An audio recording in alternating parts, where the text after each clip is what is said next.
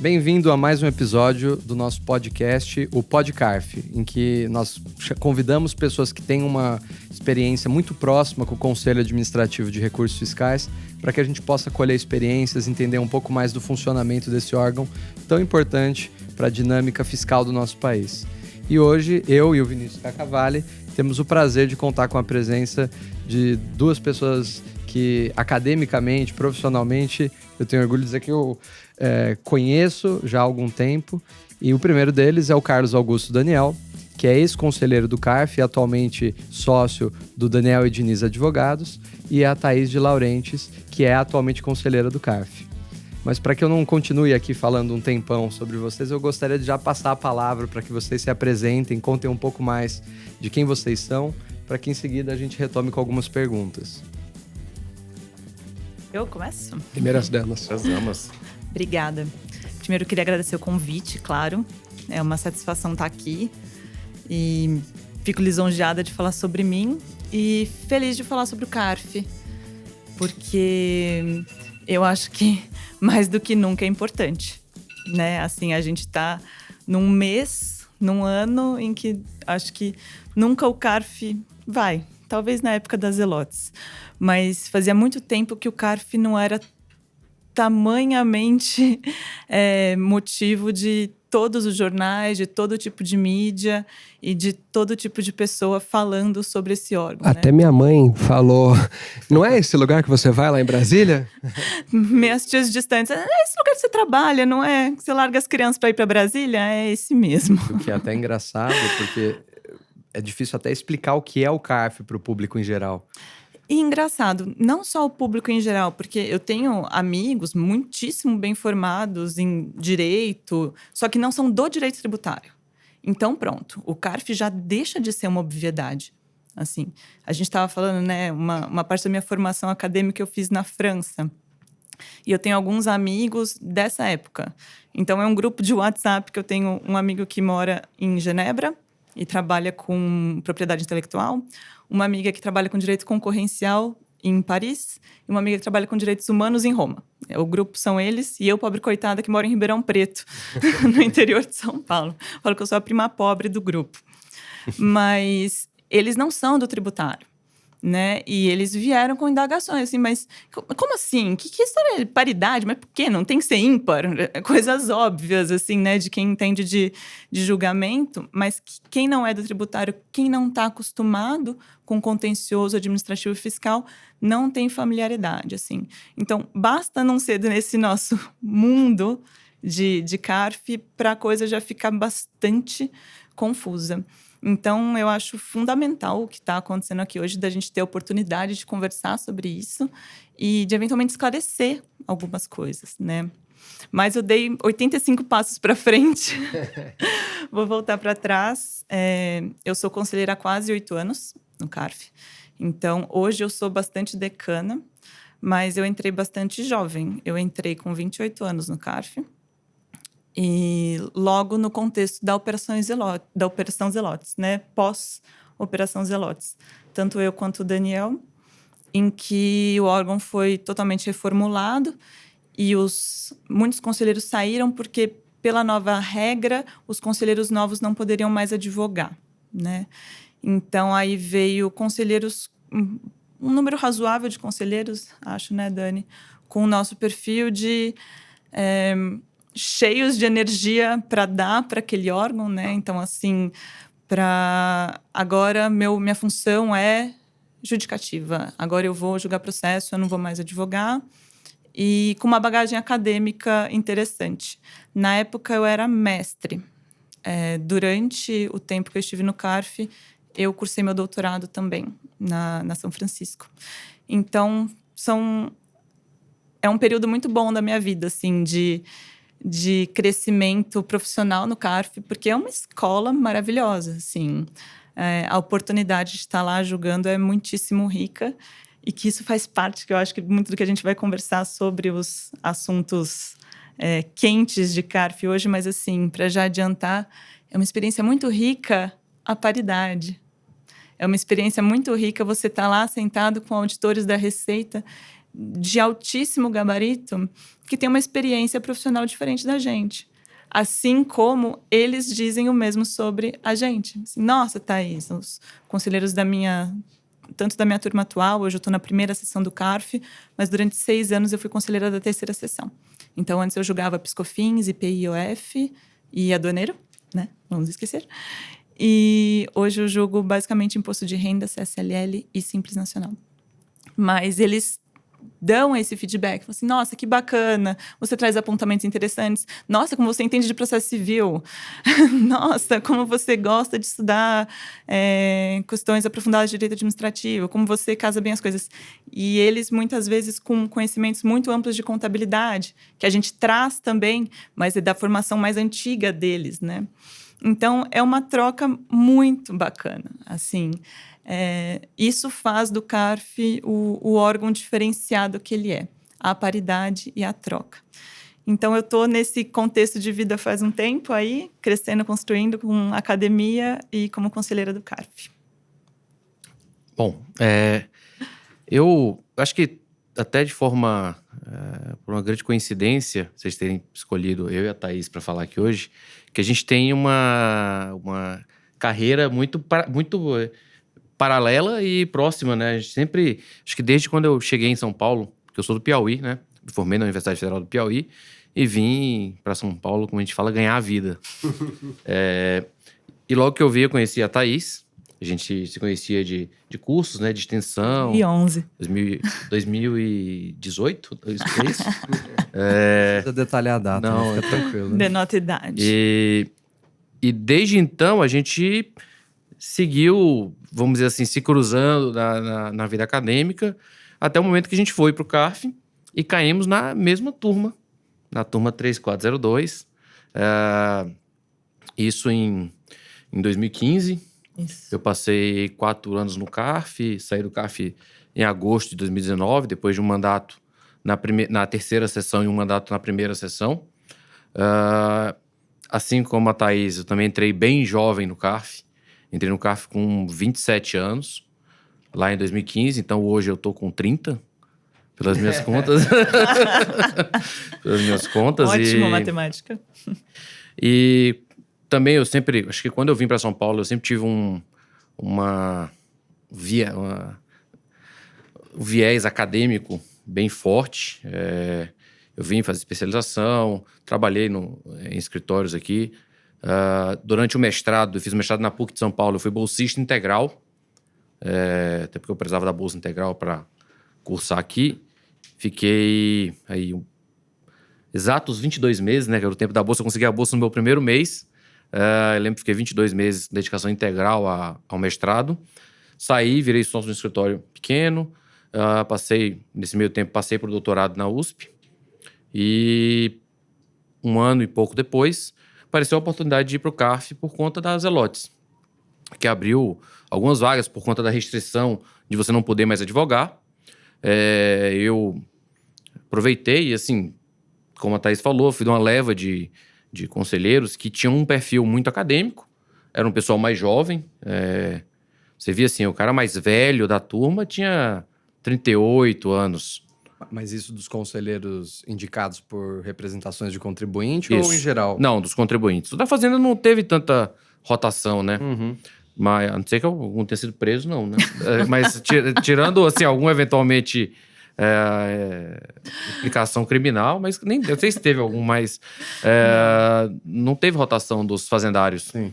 Eu me lembro que em 2015 a impressão que dava indo ao CARF é que os mais velhos eram sempre conselheiros indicados pela Fazenda, porque era o pessoal que ascendeu na carreira e chegou um momento que foi para o CARF, né? E eu via sempre os mais jovens realmente eram do contribuinte, né? Você sabe um parênteses interessante que a gente ouviu o relato, né, de quem vive bastante ali a parte administrativa do CARF? Parece que isso muda bastante de acordo com a gestão do presidente do CARF. Então, por exemplo, teve presidentes do CARF que faziam questão que, para que um conselheiro do fisco se tornasse conselheiro um auditor da Receita se tornasse conselheiro do CARF, que antes necessariamente ele tivesse sido julgador da DRJ, ou seja, da primeira instância administrativa. Sim. Né? Já tinha uma rodagem. Para que ele já tivesse o traquejo de julgamento. Né? Agora, outros presidentes do CARF já não. Vindo direto da fiscalização, tudo bem, porque também é uma experiência válida para agregar ali ao julgamento.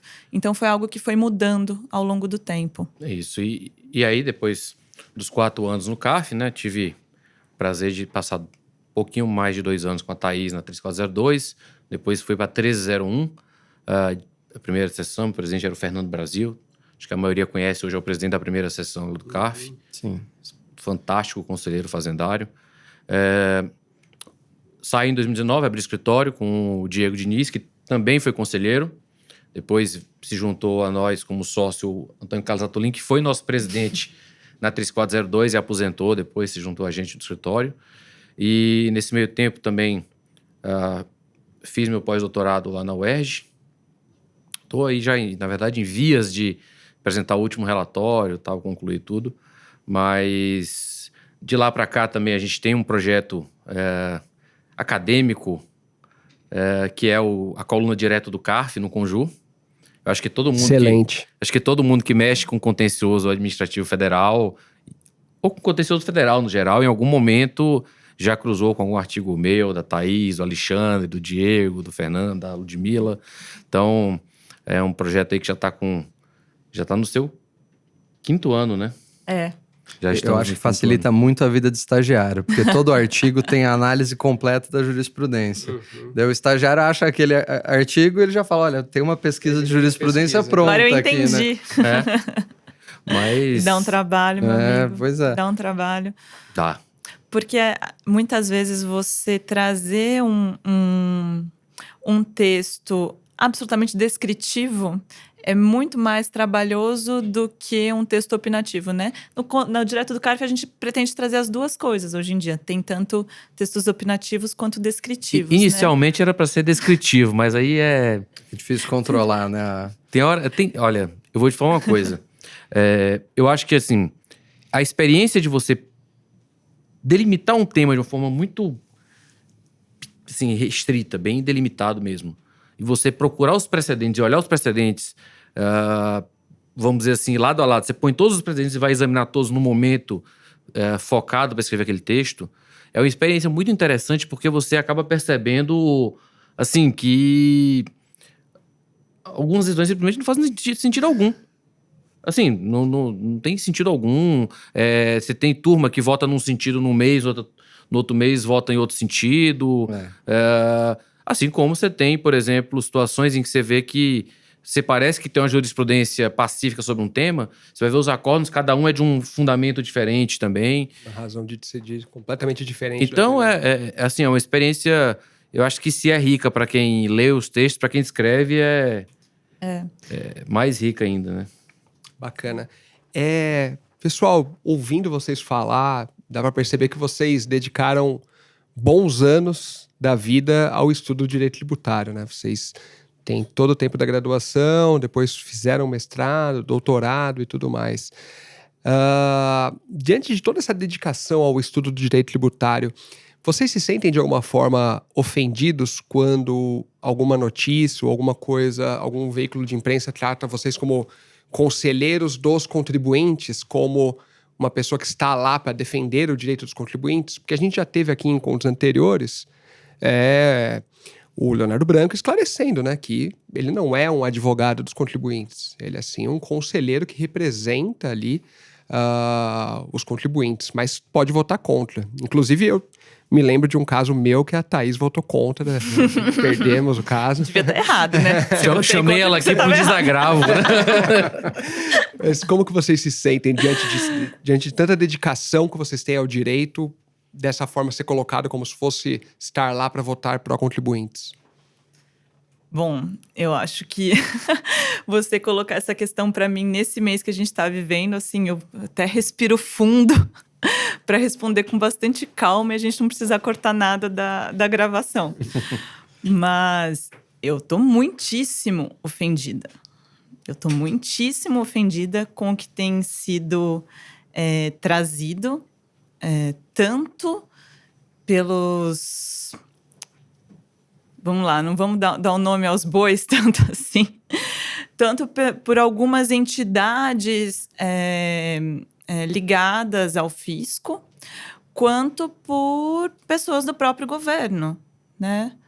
Assim, porque ora a gente percebe muita má-fé no que está sendo falado, porque a pessoa que está falando é amplamente conhecedora do que está sendo dito ali. Uhum. E isso eu digo com relação às entidades ligadas à Receita Federal.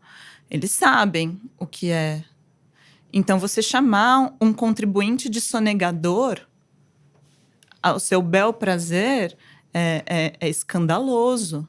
É algo assim que devia ser amplamente rechaçado, tá?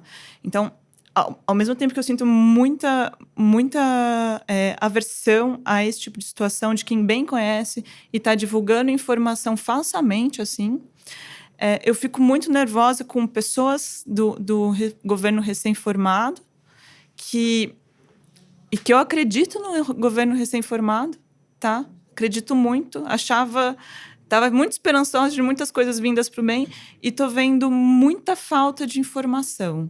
Muita falta de informação. Vamos entender o que é o contencioso administrativo fiscal, porque isso não é uma obviedade. Uhum. Assim, eu passo um pedaço razoável da minha tese de doutorado falando sobre o que é um processo administrativo fiscal, porque... Que diz que nem processo você que falou de processo civil, né? Exato. Então, assim, vamos conversar com quem está lá e com todo mundo que está lá. Não é muita gente. Olha que coisa louca. Não é muita gente.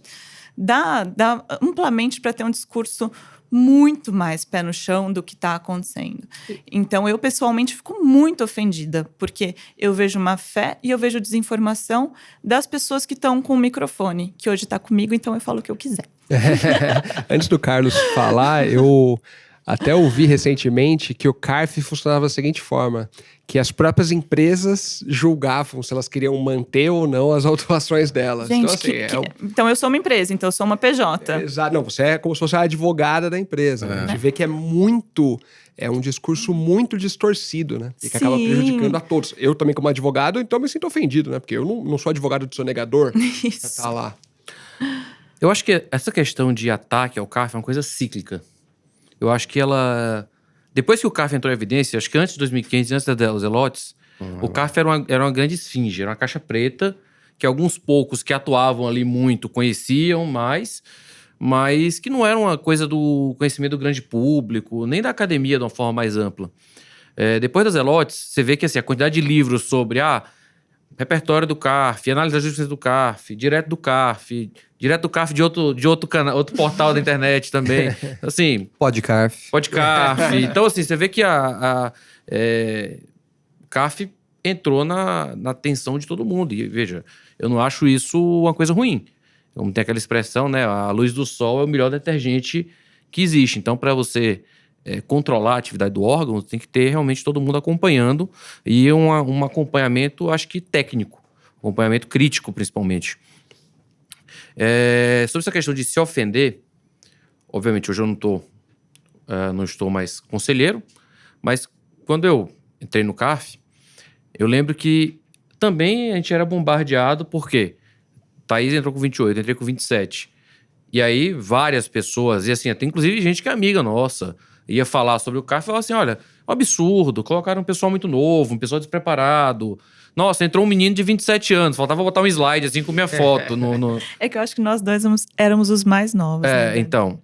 E assim, por mais que falassem isso, acho que, no fundo, eu não me senti em momento nenhum obrigado a votar com contribuinte.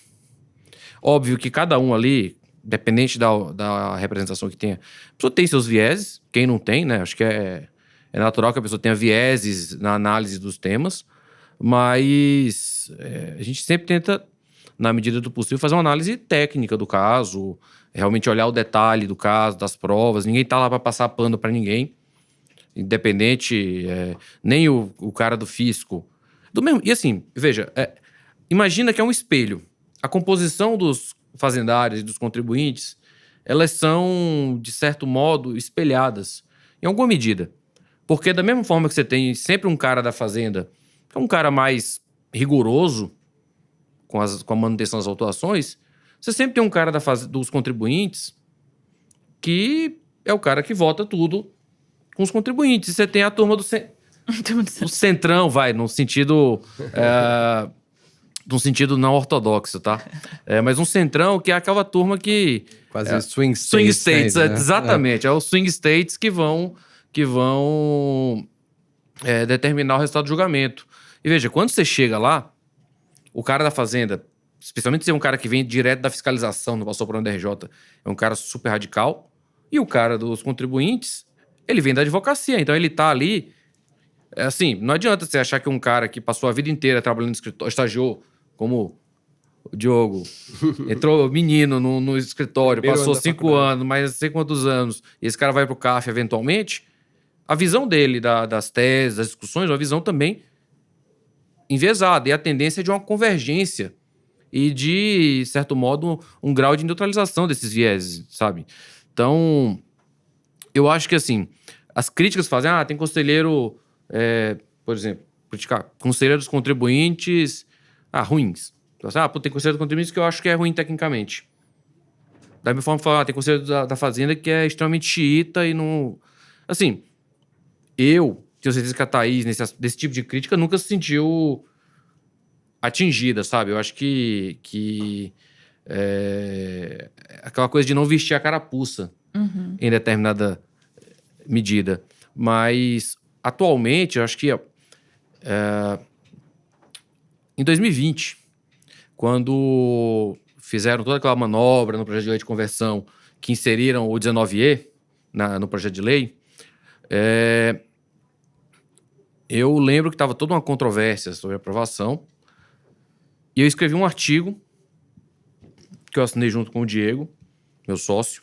Naquela época você tinha acabado de sair do CARF, né? Tinha acabado de sair do CARF, tinha um ano que eu tinha saído do CARF. O nome do artigo era: o voto de qualidade não é o problema do CARF.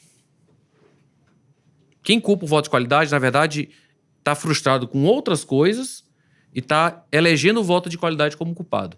Seria o mau uso dele, né? Não o cara tá frustrado porque, por exemplo, a composição da Câmara Superior foi feita de forma discricionária, de modo a favorecer um posicionamento extremado, porque você não tem como garantir um débito grande no judiciário para se defender no judiciário. Então, assim, as suas frustrações são outras, que não o voto de qualidade. Mas você elege o voto de qualidade como culpado, porque se não tivesse voto de qualidade, você ganharia. Então, você nem teria essas preocupações todas.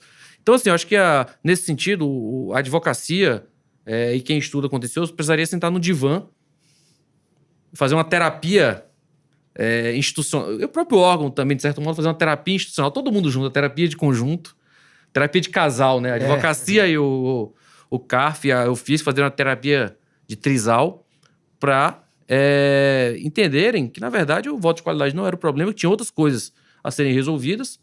Só que, na verdade, ao invés de tentar fazer isso,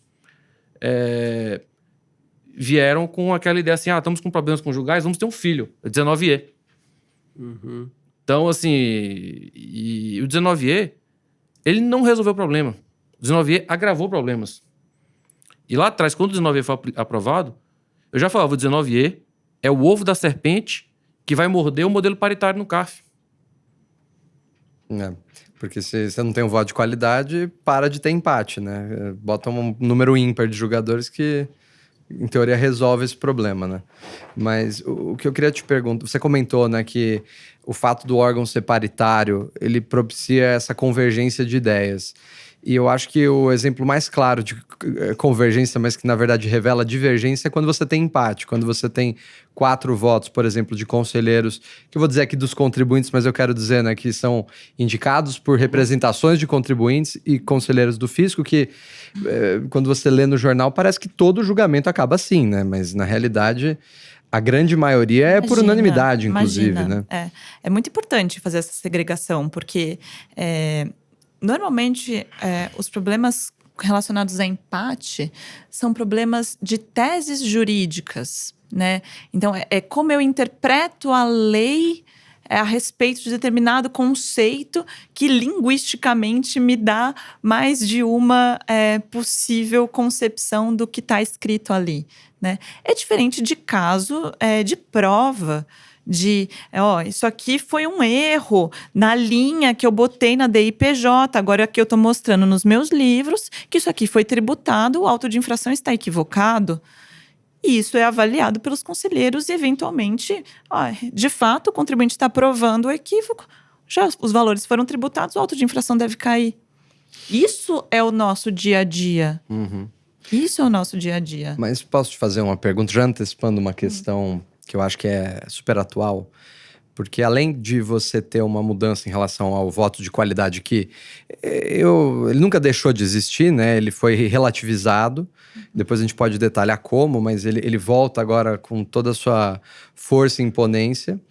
E isso talvez seja, né, o seu principal ponto de mudança que tem sido discutido. Mas um outro ponto que eu vejo como preocupante em certa medida, eu queria ouvir vocês, é o aumento da alçada para que um caso possa acessar o CARF. A gente vai falar um pouco de recurso de ofício, mas queria focar primeiro num recurso voluntário.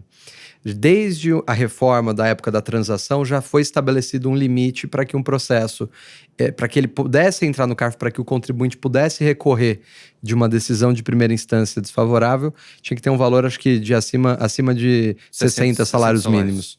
E agora foi alterado para 1.000 salários mínimos. Então, a gente antes falava de processos abaixo de mais ou menos 60 mil reais na época. Hoje em dia, a gente está falando de processos de 1.200.000. Em outras palavras, se você perde um processo de menos de 1.200.000 hoje, você não tem como recorrer ao CARF, você vai para o judiciário, basicamente. E daí eu me pergunto, esses casos de detalhe probatório, de um erro pontual, será que a tendência é que eles deixem de aparecer com tanta frequência no CARF e a gente transforme o CARF cada vez mais num órgão para analisar grandes teses? Será que isso pode acontecer? Falar, Dani? Olha, eu confesso que assim, eu acho esse valor de 1.000 salários mínimos absolutamente extremado. A não ser que você esteja querendo acabar com o CARF. Porque se você tira os processos até 1.000 salários mínimos do CARF, você tirou 90% dos processos que o CARF julga.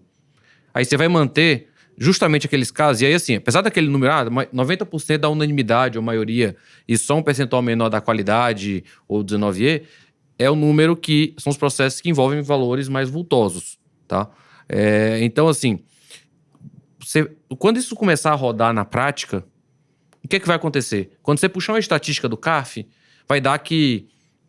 Tô chutando, tá, pessoal? Mas entendo a ideia por trás. Vai dar, tipo, 80% dos casos dão empate, resolvidos por voto de qualidade. Eu não sei o que vai ser feito com essa estatística. Mas essa estatística vai... Eu pedi já na lei de acesso à informação, mas eles não tinham esse número. Eu pedi por faixa de valor. Essa estatística vai surgir em algum momento. Eu não sei como isso vai ser utilizado.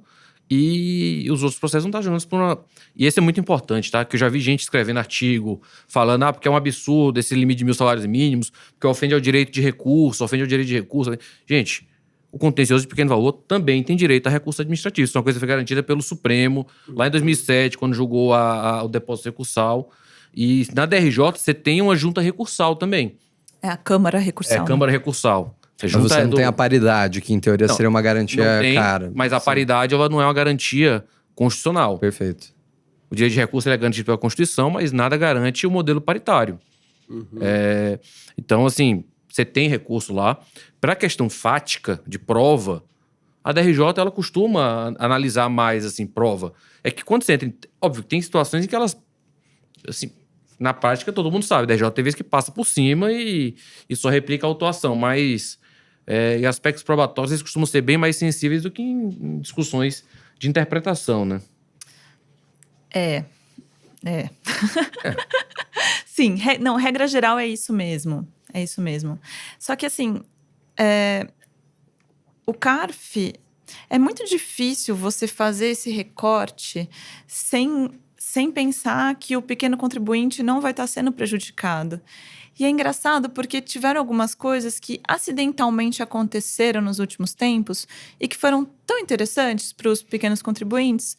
Uma delas foi a infeliz pandemia que a gente viveu e que trouxe as sessões virtuais do CARF. Eu, pessoalmente, detesto. Eu acho que a gente estar presencialmente em Brasília é muito mais rico, assim, né? Pessoalmente.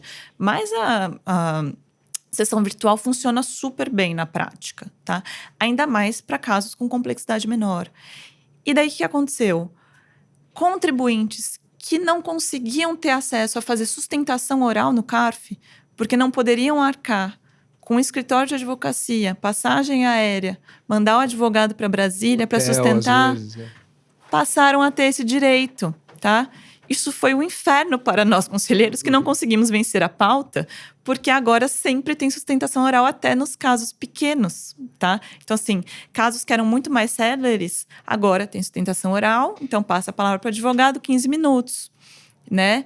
E então o trâmite fica mais lento. Só que, assim, maravilhoso em termos de justiça, né? Em termos de igualdade. Isso foi ótimo para eles. E é algo até que eu falo para os advogados, que eu sei que são bastante militantes no CARF, falo, o modelo híbrido, que é o que parece que vem para ficar, que é algumas sessões presenciais e outras virtuais, é ótimo, porque os pequenos contribuintes vão ter esse direito, né?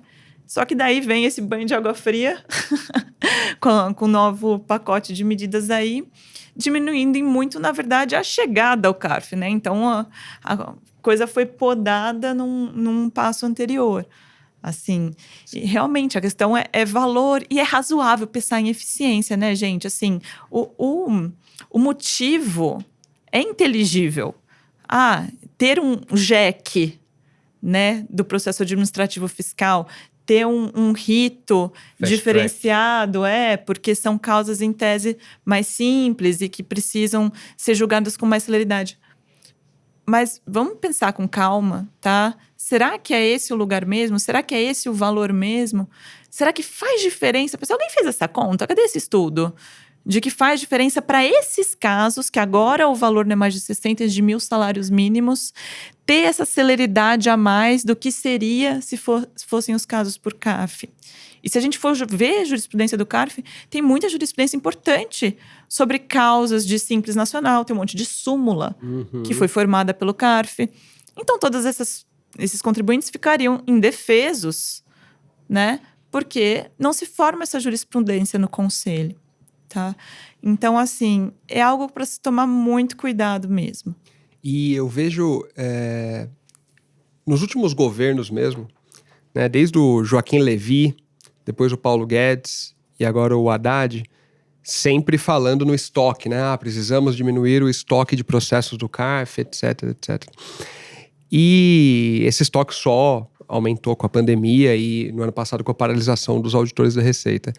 Vocês acham que seria possível e até eventualmente mais razoável aumentar o número de sessões para poder viabilizar o acesso ao CARF de empresas que não discutem débitos de 1.200.000? Fazer um mutirão? Sim, pegar processos. Vamos jogar só Simples Nacional numa sessão extraordinária. Coisa desse tipo. A gente tem previsão de sessões extraordinárias, né? Porque, como funciona o dia a dia do conselho. Num mês, vão ter sessões ordinárias. As sessões ordinárias são 6 por mês, tá? Que se juntam em 3 dias. Então, 3 reuniões com 2 sessões cada uma, período de manhã e período de tarde. Essas são as sessões ordinárias. Mas, regimentalmente, a gente pode ter sessões extraordinárias, tá? Alcançando 5 dias. Então, a gente poderia estar julgando processos de segunda de manhã a sexta, final da tarde. Isso é hoje, tá? Então, para ser diferente disso, precisaria de uma reforma. Precisaria de mais. Ou aumentar o conselho, trazer mais julgadores, formar novas turmas, ou fazer uma reestruturação. Foram criadas as turmas extraordinárias, né, Dani? Não sei se você quiser explicar as turmas extraordinárias. As turmas extraordinárias, elas... são recentes. Elas são focadas em processos até 60 salários mínimos. Qual o problema disso? É que quando veio a lei da transação que criou contencioso de pequeno valor, ele fez um garrote em relação aos casos que iam para a turma extraordinária. Começou a se esvaziar a pauta de turma extraordinária por conta disso. Ela ficou com o histórico passado, mas sem caso novo, né? Então, exato. Então, assim, precisava regular isso, acho que chegou a aumentar para 120 salários depois, em algum momento, não foi? Acho que sim. Chegou a aumentar, mas aí depois já veio essas mudanças agora. Então, assim, o próprio papel das turmas extraordinárias vai ter que ser repensado, né? Sim. Porque a turma extraordinária era uma turma menor, que se reunia só virtualmente, era um julgamento muito mais célere, tinha um rito mais simplificado, meio que você colocava seu voto ali e a pessoa se votava o tema. Eram só conselheiros suplentes, o que você aproveitava essa mão de obra que ficava ociosa uma boa parte do tempo, né? Porque o suplente ele ia ali para uma sessão participar, mas ele, na maioria das vezes, não tinha processo para pautar, para relatar, etc. Então você otimizava essa... Então, assim, a turma extraordinária como ideia foi muito boa. Mas eu acho que, assim, a gente tem que tomar muito cuidado com essa questão, com essa ideia de mutirão em processo administrativo tributário, em processo tributário como um todo. Na minha experiência, pelo menos, todas as vezes que se tentou julgar de forma assodada os processos, se passou por cima de coisa importante. É porque é muito cansativo. Sabe? Muito cansativo. É muito cansativo, é muito processo, é muito detalhe, é muito aspecto fático, é muito documento. E em tempos recentes ficou comum você ter pautas temáticas, né? Você vê agora pela própria divulgação da pauta, indicação, lucros no exterior, né? Um monte de processo. É fácil. Essa O é problema fácil. é a pauta piscofins e insumos. Ou a pauta, sei lá, omissão de receitas. Cara, Porque como daí é que você julga a tem que ver pauta? caso a caso. Uma pauta temática de omissão de receita. Cada caso é um caso. Exclusão do simples. Cada caso é um caso. E falando de como é cansativo, eu já vi várias vezes o julgamento que começa às 9 da manhã, geralmente, né? Aquela primeira etapa, retoma às 2 da tarde e às vezes vai até altas horas, né? Vocês lembram de algum caso de vocês que se estendeu por muito mais do que o razoável, que vocês ficaram até 8, 9, 10 horas lá? Qual foi o mais tarde que vocês já ficaram lá julgando? Você lembra? Da época do Atulim. Assim, no início, quando você acabou de chegar, é que nem você vai na casa Você vai na casa da namorada, né? Que você fica todo sem jeito. Você tá o tempo inteiro sem jeito. Você não quer desagradar ninguém. Então, assim, na nossa época, o presidente, ele se deixasse, ele ia julgar até 10 horas da noite. E vocês concordavam, e a né? gente, Claro, não, assim, como não? Sim, Depois que você Prazer. fica de casa, você começa a fechar a porta da geladeira com o pé. Aí dá 6 horas, você já começa a juntar as coisas. Você fala, não, ó, 6 horas... Tirei meu token. Tirei meu token. Vamos julgar isso amanhã, passa pra pauta que vem. Então, assim, é um pouco... É que também não adianta. Chega uma hora que você tá tão cansado que você perde a atenção. E também, isso é uma coisa muito do presidente. É perceber a hora em que a discussão parou de avançar. Que a discussão começou a andar em círculos. Sabe? Eu acho que tem horas nos julgamentos, principalmente os mais complexos, que a coisa entra num loop de discussão que o presidente tem que ir lá quebrar e tá bom, vamos votar, já tá claro, entendeu? E tem presidente que deixa. E aí o caso dura uma manhã inteira, uma tarde inteira, até noite. Acho que teve um caso que passou de uma manhã, foi aqueles casos de Zona Franca que a gente julgava. Horroroso. Classificação fiscal, De nossa. IPI, de classificação fiscal de kit. Que agora também tá na mídia, né? Se o Crocs é chinelo, se é sapato, né? Esse tipo de Sim. discussão. Mas isso que o Daniel falou, o Carlos falou, é que a cabeça vai ficando cansada e tudo mais. Eu lembro que até se falava lá, não, a melhor coisa é não deixar seu caso julgar perto do almoço, porque eles estão com fome, eles ficam mais carrascos. É um jus realismo. E tem que deixar julgar depois do almoço. Eu falo, cara, eu morro de sono depois do almoço. Pra mim é o pior horário que poderia ser, etc. Mas é isso, né? São seres humanos ali julgando. Humanos. São Não seres adianta humanos forçar julgando. muito que... É isso, espana. Isso é muito importante por parte da presidência do CARF, né? Porque de ter essa sensibilidade de que a gente tá lá e a gente quer que a coisa funcione, a gente quer que o estoque diminua. Óbvio que sim. A gente quer que os números melhorem. Só que é desumano pedir pra gente julgar 2 semanas, 3 semanas por mês. Agora, eu acho Não que tem assim, como. E até porque as outras semanas a gente tá preparando as minutas de voto. Esse Então, é um na ponto. verdade, isso é computado. Os processos, eles têm horas atribuídas, tá? Então, é distribuído para o conselheiro 126 horas mensais. tá? Então, isso pode estar em 2 processos muito complicados, tá? Ou isso pode estar em 20 processos mais simples, tá? Inclusive, muda muito dependendo da seção do CARF que você tá. E é possível fazer nesse tempo ou vocês acabam gastando muito mais tempo do que isso? Ou o Carlos acabava gastando, né? Varia. Muito mais do que Eu acho que assim, Varia. no balanço geral, Bate. é que primeiro, depende muito do seu tempo de experiência. É isso, no começo, fica de final de semana fazendo tudo. No começo é aquele desespero, é uma curva, né? Tipo assim, vai a curva do desespero e depois chega um momento que você começa a fazer no E eu acho automático, né? que vale a pena a gente detalhar um pouco essa dinâmica, porque as sessões de julgamento, elas acontecem geralmente uma semana apenas de cada mês. O E você resto se eu não tô perguntar, o que vocês ansiosa. estão fazendo, né? Importante esclarecer isso. Importante esclarecer. Os outros vocês estão brincando. Não, vocês estão preparando votos, estudando votos casos. que tem que ser pautados, tá? Perfeito. Então, assim, tanto regimentalmente, a gente tem metas, tá? Então, uma vez distribuído o processo, que ele cai na caixa do conselheiro, o conselheiro deve pôr em pauta em 6 meses. Tá? Tanto que os advogados experientes, eles sabem que depois que está distribuído para você, deu 3, 4 meses, ele já marca audiência. Porque ele sabe que você vai trabalhar no processo dele. Entendeu? Porque você tem que pautar, não é uma opção. E quando pauta, você chega lá com tudo pronto. Sim. É o que se espera. vamos. É o que se espera, tá? Não, tem que apresentar ementa, relatório. Inclusive ementa, né? Inclusive ementa. Não pode chegar sem a ementa, tá? Por exemplo, você trouxe um voto assim, eu entendo que nesse caso aqui teve cerceamento de direito de defesa ou teve DKD. Aí você traz só a questão voto da questão prejudicial, da preliminar. Não traz o mérito. E não traz o mérito. Chega lá, você vai tomar um puxão de orelha. Não é igual. E o pior Não é é que só puxão de orelha, não. Institucional, puxão de orelha institucional. No caso, notificação. Vai ser notificado. E você deve estar pensando, Vinícius, de um outro tribunal administrativo que eu não vou dizer qual é, que era meio comum pautar o caso para você ter uma audiência praticamente, em que você trazia os argumentos, a pessoa falava, não, discordo, e o relator pedia vistas, né? E daí o processo saía e voltava na entendi, sessão. deixa eu estudar. Assim, era pra... Como o advogado vai fazer a sustentação oral, vamos ouvi-lo primeiro antes de aí preparar não o tem que voto. ficar lendo o né? recurso. Exato. Mas que bom que não acontece no CARF. Ou não deveria acontecer, pelo Não menos. costuma acontecer. Não, imagina. Até porque, assim, é tão feio se a pessoa não traz o voto não tá completo, assim, que... Até porque quando começa a sustentação oral, etc., vocês já estão com o voto da pessoa na tela, certo? Todos nós. Todos os Existe uma conselheiros. pasta, tá? Então, é uma pasta compartilhada. Todo mundo que tá ali com acesso, com o token CARF, tá sentado na mesa, tem acesso a essa pasta compartilhada. E uma vez que o julgamento vai começar a acontecer, o conselheiro, o relator coloca a minuta do voto nessa pasta e todo mundo tá com o seu voto aberto.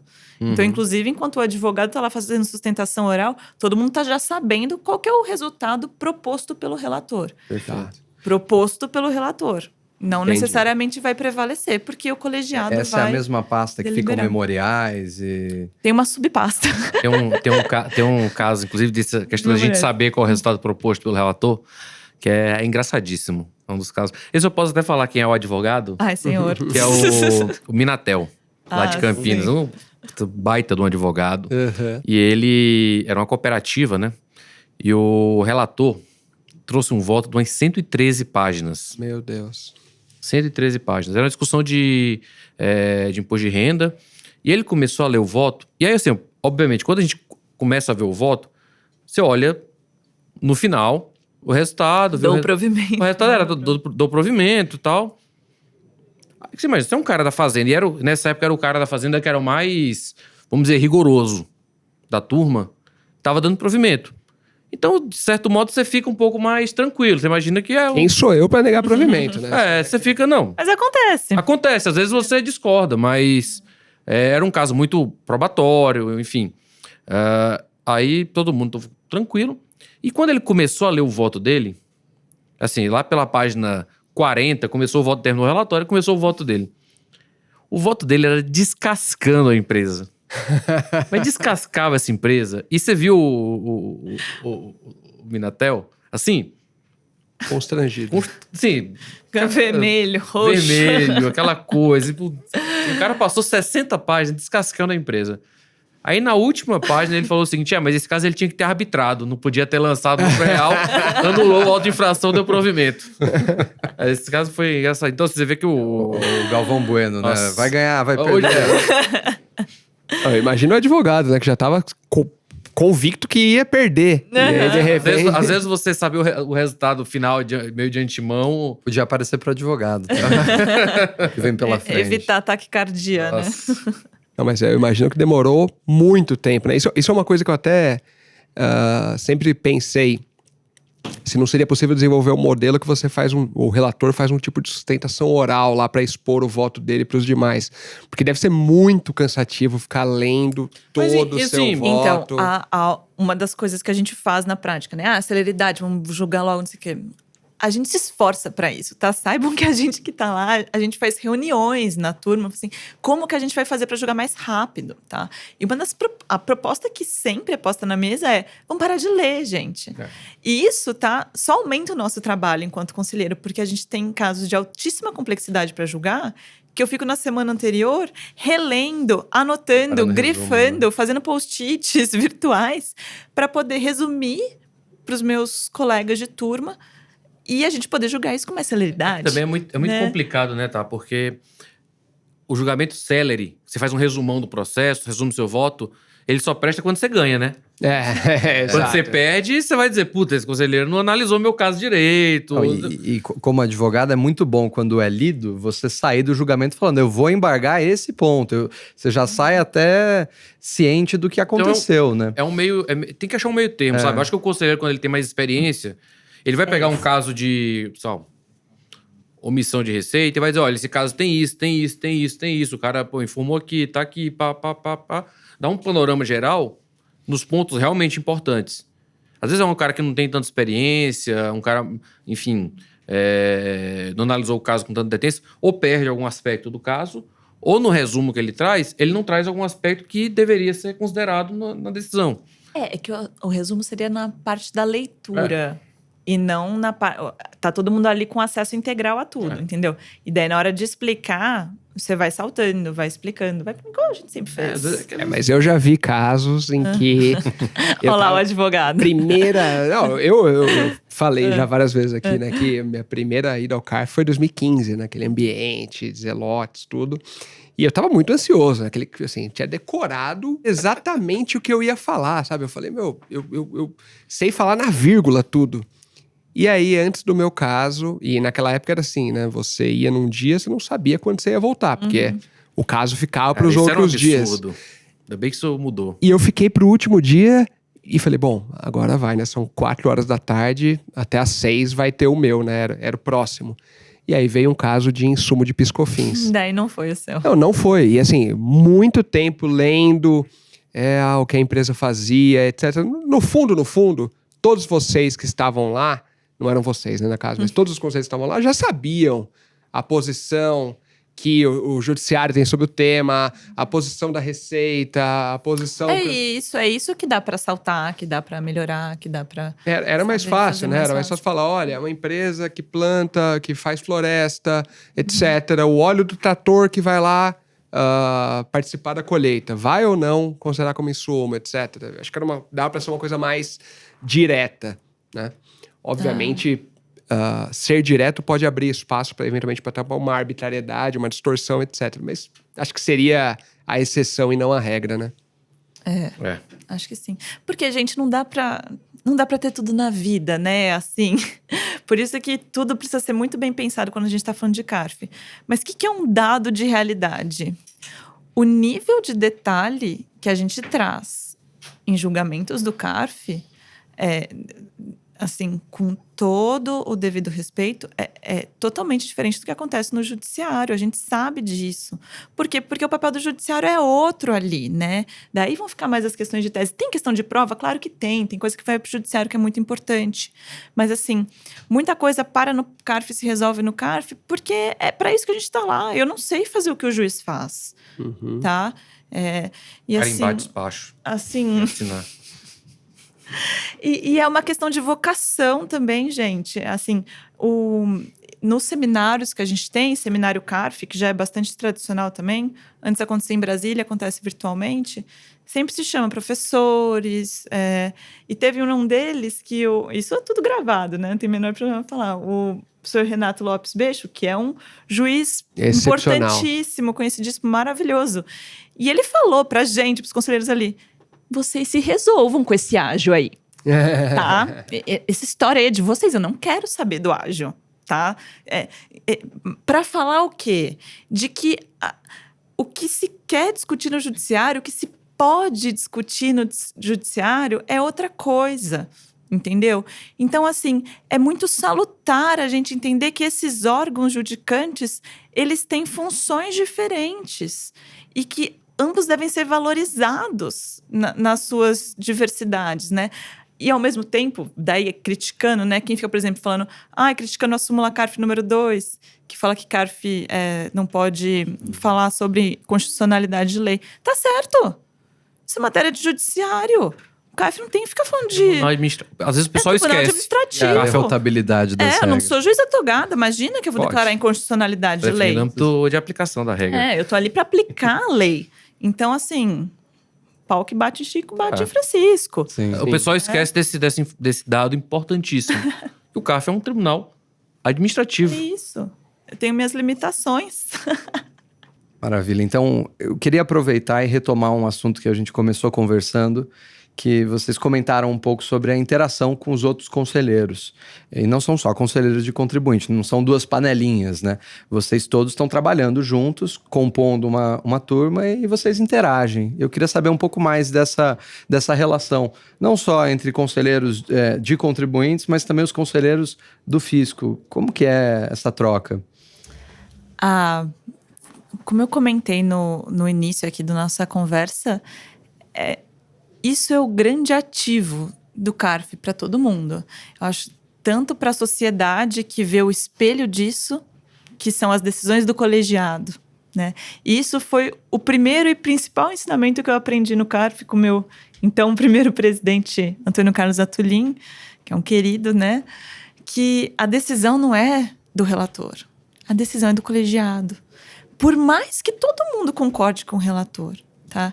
Então, isso é muito importante, até para a gente entender, logo que chega no CARF, que,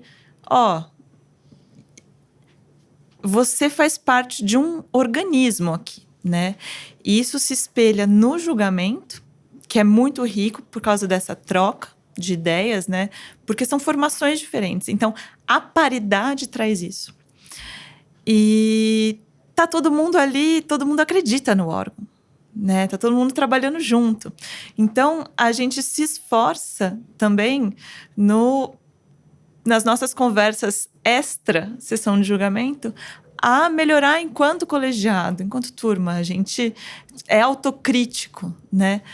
Inclusive, é por isso que quem vive CARF percebe que muitas vezes um colegiado tem cultura diferente do outro. Assim, tal colegiado costuma baixar tal tipo de processo em diligência, o outro não.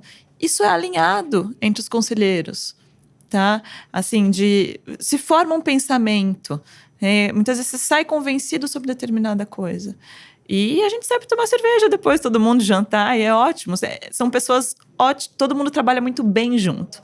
É equipe, que nem tem uma equipe no escritório, a gente tem equipes de colegiado no CARF, assim. Então, é muito bom, é muito bom. Inclusive, foi muito boa a minha experiência pessoal de ficar bastante tempo e poder conviver bem com todas essas pessoas, né, de diversos colegiados, e mudar de sessão, mudar de turma.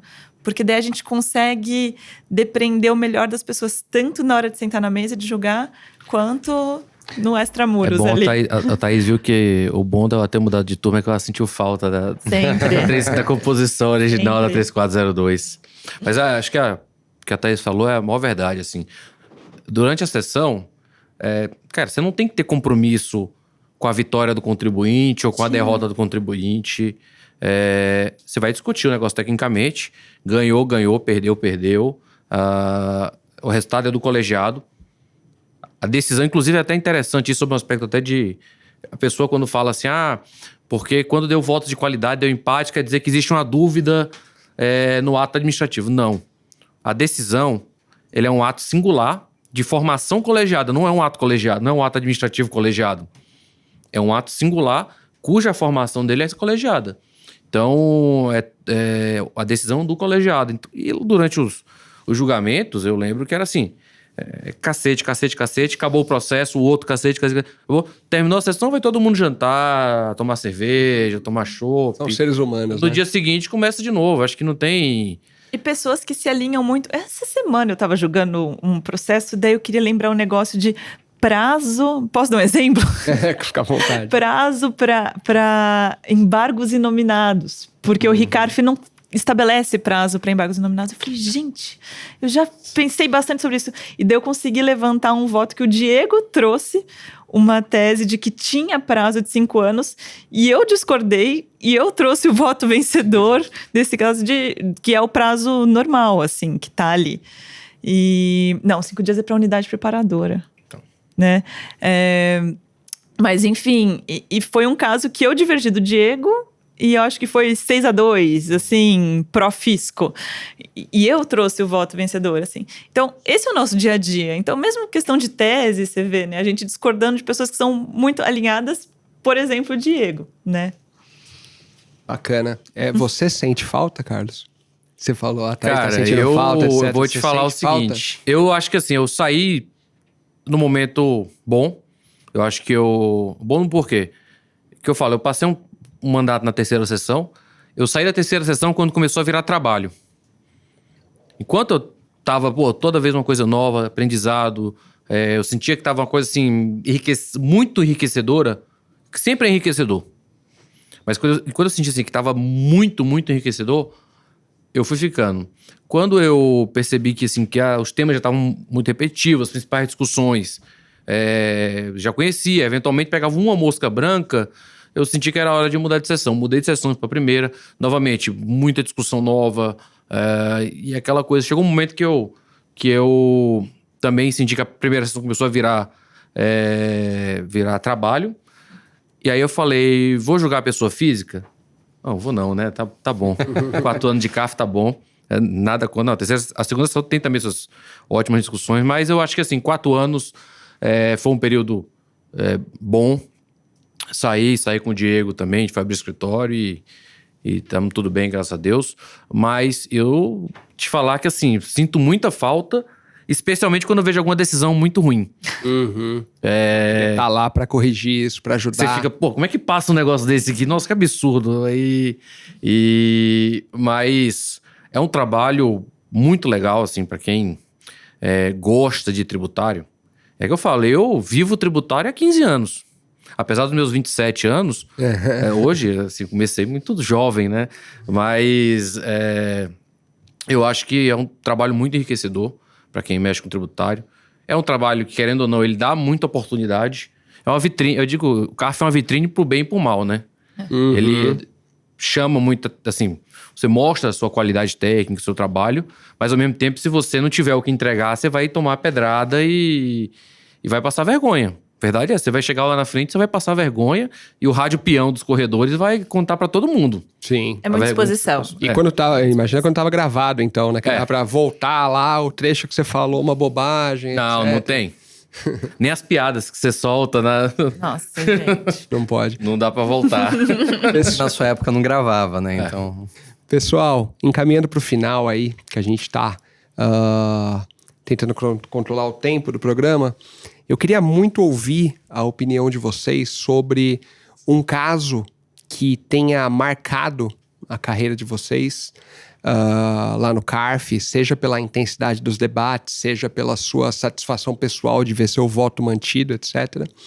E também se vocês já tiveram alguma experiência em que o seu voto foi decisivo, por exemplo, para uma derrota de um contribuinte, né? Que você foi lá e votou contra o contribuinte porque você entendia que não era o caso de dar provimento ao recurso, etc., para a gente ter uma noção desse funcionamento. Então, começando pela Thaís, depois para o Carlos. Tá. Vou começar pelo fim. Até nem vamos entrar na nossa discussão que a gente discorda disso hoje em dia. Mas durante muito tempo eu neguei provimento aos recursos dos contribuintes que pediam crédito de PIS/COFINS de frete de produto acabado, tá? Porque a construção tinha toda uma questão antes e depois do repetitivo do STJ, né? Antes do repetitivo do STJ, para mim sempre foi claro como a luz do sol que uma vez terminado o processo produtivo, você não está mais falando de insumo, tá? Você está falando de outra fase e a lei delimitou ali que você tem que estar dentro do processo produtivo. Então esse era o meu entendimento à época.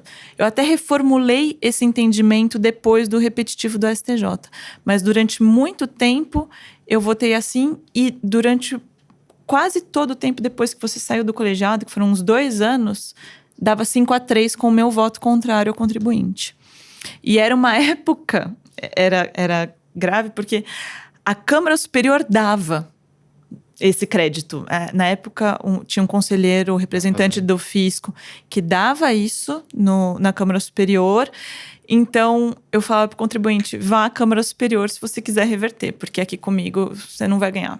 Porque eu sou contra esse crédito. Você sempre sentiu liberdade aí para manifestar sua opinião, sua leitura sobre a legislação. Não, porque é isso. Tem algumas decisões que nos vinculam, né? Até é importante falar isso, porque está sendo muito dito que o CARF vai contra a decisão dos tribunais. A gente regimentalmente é obrigado a seguir repetitivo, recurso extraordinário com repercussão geral reconhecida e súmula dos tribunais superiores. A gente perde o mandato se a gente não cumprir isso, tá?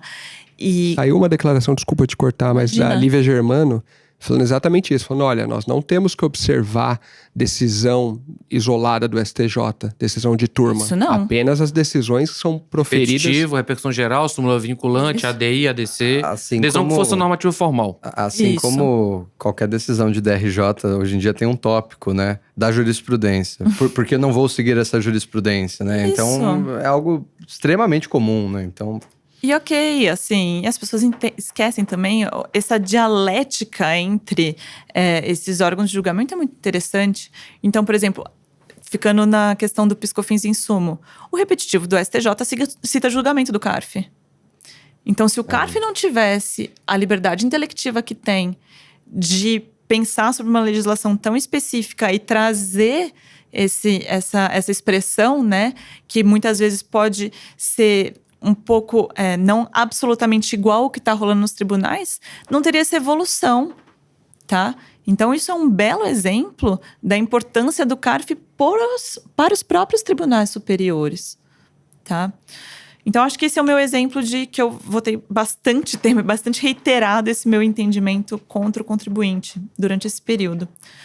E caso paradigmático, Dani, eu acho que até hoje é o IOF Intercompany. Olha, eu ia falar que era um dos que...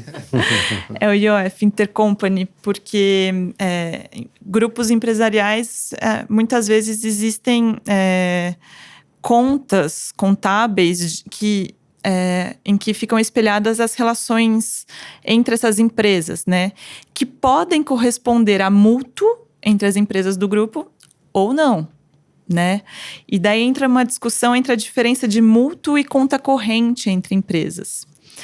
E foi muito louco isso, porque era uma jurisprudência que não existia no CARF, a época que a gente foi julgar, né? Então, a gente foi bastante enfático nessa construção e discutiu muito, né? Assim, e vieram patronos, né, importantes trazer teses na época, e assim, a gente discutiu muitíssimo, inclusive porque não tinha uma jurisprudência formada. E na época inicial no colegiado, o contribuinte acabou ganhando esses casos, seja por questão de prova, seja por questão dessa diferenciação entre o mútuo e o contrato de conta corrente. Então, se vocês pesquisarem a jurisprudência do CARF, vai ter bastante voto meu, que eu era um para-raio desse tipo de assunto. E você votava contra ou a favor do contribuinte? Esse eu votava a favor, desde que era interessante, porque eram vícios na origem da fiscalização. Que era assim, a fiscalização pegava essas contas contábeis e falava assim, ó, tá vendo? Tem dinheiro que vai e volta. Daí o contribuinte muitas vezes vinha falar, ó, esse dinheiro que vai e volta aqui são relações comerciais entre as empresas do grupo. Elas transacionam, só que a gente contabilmente faz isso de forma separada, né? Isso aqui não é mútuo, não é dinheiro simplesmente que vai e volta. Tem um substrato. Isso. E é por causa da sinergia que tem essas empresas, etc e tal. Então, era um problema muitas vezes de falta... foi esse o entendimento que prevaleceu na época. Era um problema de falta de prova da fiscalização que aquilo de fato era mútuo. Tá? Porque, inclusive, às vezes a gente via contas diferentes. Uma tratando de mútuo e essa conta corrente entre as empresas. Entendeu? Então, tinha uma questão também de ônus da prova envolvida ali. E até o momento, né, que a fiscalização elegia para calcular o IOF, eu me lembro de já ter visto uma discussão que era...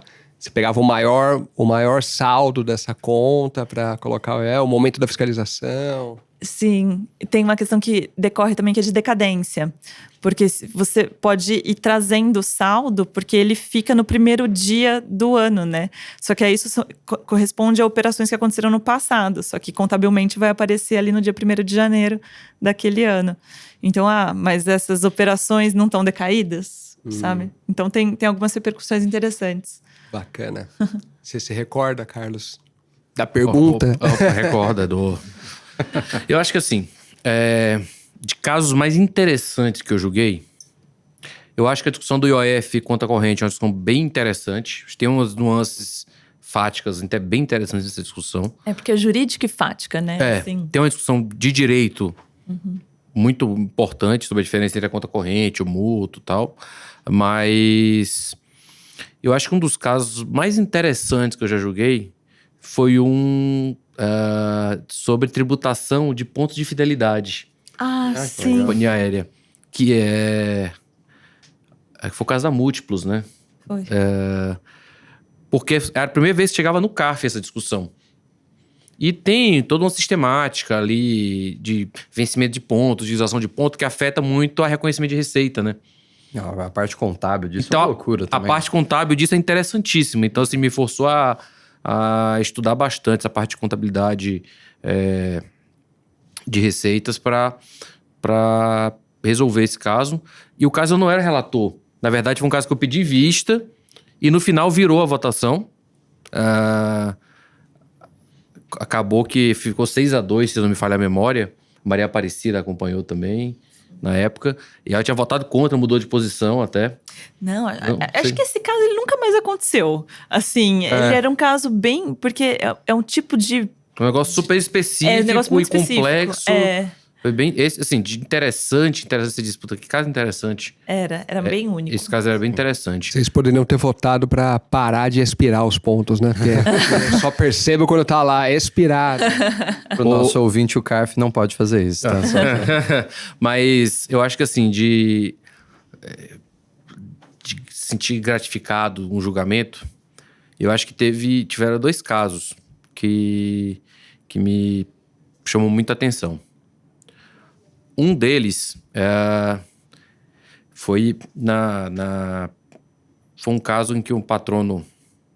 Era um caso de debêntures participativas.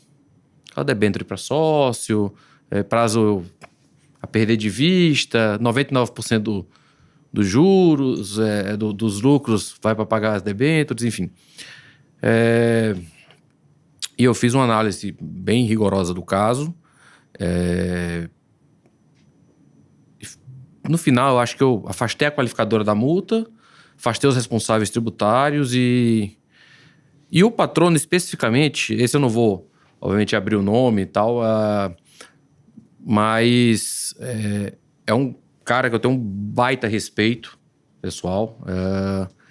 E eu lembro que quando terminou o julgamento, assim, teoricamente ele perdeu o caso, ele ganhou qualificadora de multa, ganhou os responsáveis.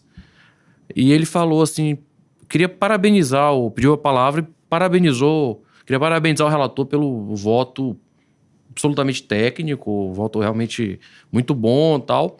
E depois veio falar comigo e falou, olha, ele já tinha sido conselheiro e falou, se fosse, e era um baita de um conselheiro também, e falou, se fosse eu como conselheiro, acho que eu nem tinha dado isso tudo. Pô, parabéns, teu voto tá fantástico, vai dificultar minha vida na Câmara Superior. E assim, eu fiquei muito gratificado porque assim, você agradar a pessoa que ganhou é fácil. Mas você agradar a pessoa que perdeu o caso no mérito é interessante, assim. É aquela sensação de prestação jurisdicional bem feita, sabe? É aquele ideal de pacificação. É quase o ideal de pacificação do conflito. E teve um caso também, que eu lembro que esse também me marcou muito, que o relator trouxe um voto dando pau, no caso. E, assim, não tinha advogado. E tinha um senhor sentado acompanhando o julgamento. E assim, você via o cara lendo o voto e o cara, assim, com a cara... O cara ia ficando branco lendo o voto. E aí eu pedi vista do caso e fui analisar o caso. No detalhe e tal. Olhei, era um caso grande até, apesar de não ser uma empresa conhecida, né? Era um caso com muita prova. E assim... O relator tinha ido super mal na análise do caso. Sabe, aquele caso que você fez nas coxas e meio que repetindo a DRJ. Aliás, basicamente copiando a decisão da DRJ. E eu trouxe um voto vista, reduzindo um monte de coisa, mostrando que tinha um monte de coisa que ele tinha passado por cima, excluindo o responsável, enfim. Reduziu o crédito para, sei lá, 10, 15% do que era o crédito original. E a turma acompanhou, ficou o relator vencido, eu acho, E o relator era dos contribuintes, tá? Ficou o relator vencido, acho que sozinho ou com o outro conselheiro. E quando terminou, esse senhor veio falar comigo. Ele falou, cara, o cara veio chorando falar comigo, que ele era o dono da empresa, que era um absurdo que a Receita tinha feito, que ele não tinha nem como se defender, que ele não tinha nem dinheiro disponível para poder contratar um advogado, para vir sustentar, etc. E o cara tava super emocionado. E que a Receita tava chamando ele de bandido, e ele não era bandido, enfim. E assim, apesar de não ser um caso que, vai sair no valor econômico, não vai sair no valor econômico, mas é um caso que, você sente que você fez diferença da vida de fez alguém, a diferença na vida de uma pessoa... Que parece ser de bem, né? Que parece estar realmente preocupada com o que faz. Não é que tá com um caso lá e não tá nem preocupado. Bacana. E alguma vez você votou contra o contribuinte com seu voto determinante, que você se recorda? Algumas. Algumas? Algumas. Muitas vezes para dar maioria até. Incorporação de ações era uma discussão que... Eu lembro, inclusive, esse caso de incorporação de ações tem uma situação muito engraçada, porque eu tinha acabado de entrar no colegiado e era um caso de incorporação de ações. Aí o decano da turma dos contribuintes veio para mim e falou assim: Carlos Daniel, esse caso aqui da incorporação de ações é aqui na turma da qualidade. Aí tá bom. Aí eu falei, tá. Chegou na minha vez, eu falei, não, nego provimento. Eu tenho assim também. Eu conheço a discussão e tal, fiz declaração de voto. Que é conhecer de ofício questão de multa qualificada. Logo que eu cheguei no colegiado foi a mesma coisa. Dava qualidade dava desempate pró-contribuinte antes da minha entrada. E eu votei contra e ficou 5-3 pro fisco ganhar. Que o contribuinte não tinha recorrido da parte da multa qualificada. Entendi. Não fazia parte do recurso voluntário, tá? E não tinha... Era isso. E daí o relator estava propondo, a princípio, ele até chegou a mudar de ideia depois, eu acho, conhecer a questão da multa qualificada de ofício, tá? E eu entendo que não é caso, não é o caso. Tem que dizer o porquê não deveria ser qualificada. Sim, tá precluso. E ele estava de ofício, né? Não tem nem questão de preclusão, porque isso não estava em lugar nenhum. Então, eu não acho que é matéria de ordem pública no sentido técnico processual para ser conhecido de ofício. Esse também foi um caso que ficou... Meu voto foi determinante contra o contribuinte. Entendi. Eu acho que na 3402 mesmo acontecia muito. Às vezes que o voto de qualidade era para o contribuinte. Eu fico satisfeito, assim, de ouvir isso, né? Porque num cenário de tanta desinformação... Isso. A gente vê que pelo menos vocês têm liberdade. Então, mesmo vocês chegando numa turma que eventualmente já tinha uma posição, se a posição é controvertida, etc., você vai lá e expõe o porquê você discorda daquilo, etc. E o CARF justamente é um ambiente que tem liberdade para isso, né? Então, Excelente. Da minha parte, eu não tenho mais perguntas. Não sei se vocês querem fazer considerações finais, alguma coisa. Eu queria aproveitar e agradecer a presença de vocês, ainda mais você que mora um pouquinho longe, né? Não tão perto. Não chega a ser França, mas é um caminho até aqui. Agradecer a presença dos dois. Foi muito bom conhecer da experiência de vocês e poder novamente aprofundar o funcionamento do CARF. Eu que agradeço. Foi maravilhoso. Parabéns pela condução. Eu também queria agradecer. Foi excelente. E é um prazer estar com vocês e com a Thaís também aqui. E a gente não vê a hora de começar a ter alguns temas técnicos e a gente chama vocês de novo aí para vocês tratarem da especialidade de cada um, etc., que vai ser algo bem interessante. Aí sim. Valeu, Legal, pessoal. pessoal.